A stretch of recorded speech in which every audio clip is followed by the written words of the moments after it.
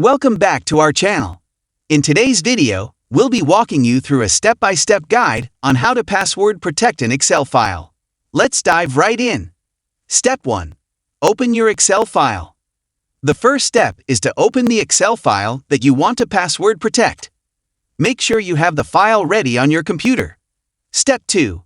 Click on File. Next, click on the File tab located in the top left corner of your Excel window. This will open a drop-down menu with various options. Step 3. Choose Info. From the drop-down menu, select Info on the left-hand side. This will display information about your Excel file, including properties and permissions. Step 4. Click on Protect Workbook. Now, click on the Protect Workbook option, which is usually represented by a padlock icon. A submenu will appear with different protection options. Step 5. Select Encrypt with Password. In the submenu, choose the option that says Encrypt with Password. This is where you'll set the password for your Excel file. Step 6. Set your password.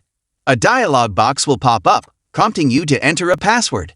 Make sure to choose a strong and unique password that combines letters, numbers, and special characters for enhanced security.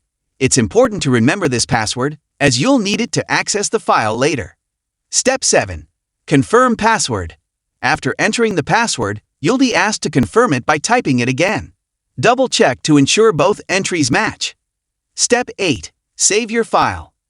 Once you've confirmed the password, click the OK button.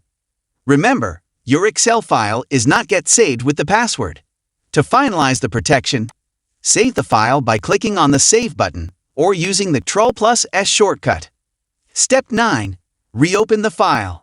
Close the Excel file and then reopen it to test the password protection. You should see a prompt asking you to enter the password before being able to access the contents of the file. And there you have it.